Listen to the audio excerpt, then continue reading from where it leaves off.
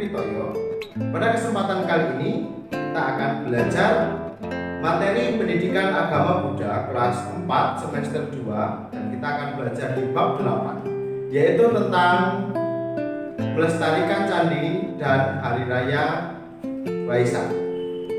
Nah, pada pertemuan kali ini kita akan membahas mengenai melestarikan candi-candi Buddha.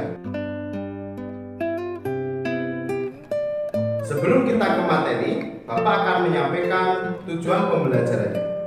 Tujuan pembelajaran yang pertama yaitu peserta didik mampu memahami mengenai candi-candi yang ada di Indonesia. Yang kedua, peserta didik dapat merawat candi-candi Buddha yang ada di Indonesia. Baiklah anak-anak, silakan simak materi berikut ini.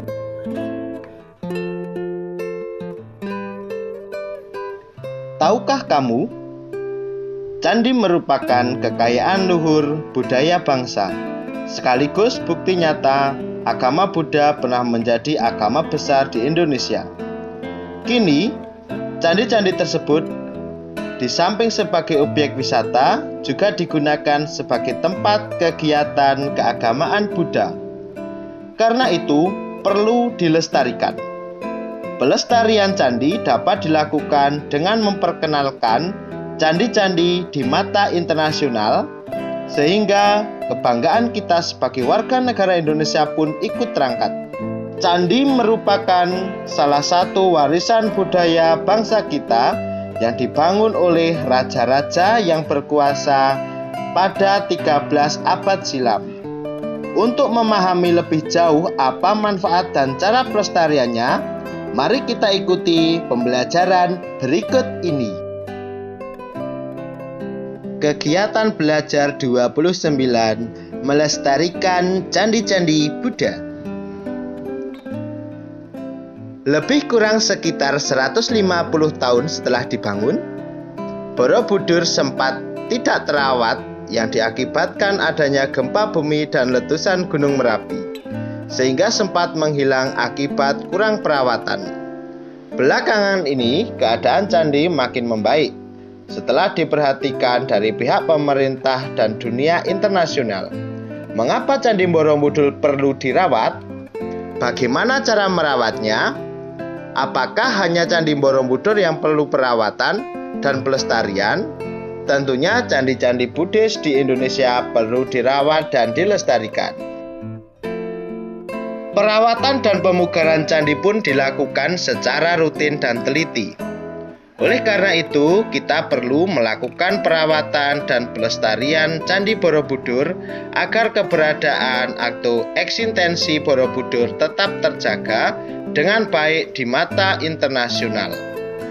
Cara-cara perawatan Candi Borobudur didasarkan pada setiap fokus yang mempengaruhi kerusakan.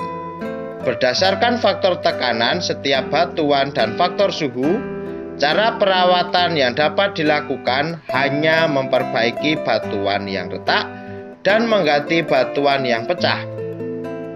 Hanya cara ini yang dapat dilakukan agar tidak menjadikan setiap batuan yang ada di Candi Borobudur menjadi lebih ringan, sehingga tekanan antar batuan berkurang atau menghalangi sinar matahari yang menerpa Candi Borobudur.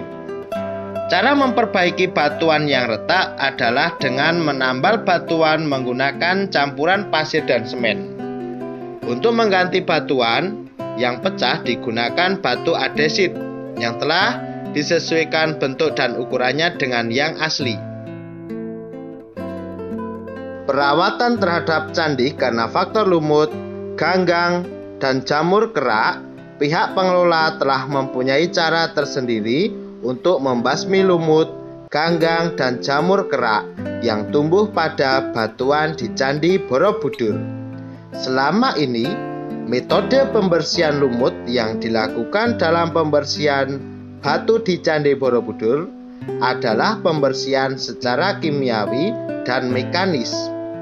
Metode ini menggunakan cairan kimia Hivar XL. Metode pembersihan kimiawi menggunakan bahan tersebut dengan konsentrasi 100%.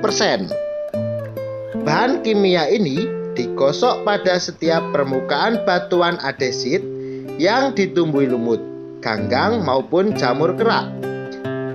Lumut, ganggang, dan jamur kerak akan mati saat digosok dengan Hivar XL. Pembersihan secara mekanis yang dilakukan berupa penggosokan dengan sikat, baik secara kering maupun basah. Penggosokan dengan sikat menyebabkan rontoknya lumut dan jamur kerak yang tumbuh pada batuan. Namun, pembersihan dengan cara ini dapat mengakibatkan keruntukan permukaan batuan. Metode lain yang digunakan adalah pembersihan secara fisik menggunakan stem cleaner.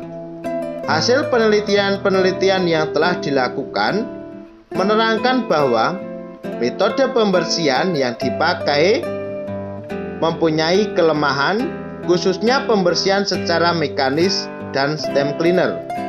Kelemahan tersebut diantaranya adalah dapat menimbulkan efek keruntukan pada permukaan batuan. Yang kedua, perawatan Candi Borobudur dari ulah manusia. Perawatan terhadap kerusakan yang disebabkan oleh manusia dengan cara melakukan pencegahan dari pengambilan dan perusakan batu candi, dengan memberikan peringatan kepada setiap pengunjung Candi Borobudur agar tidak merusak.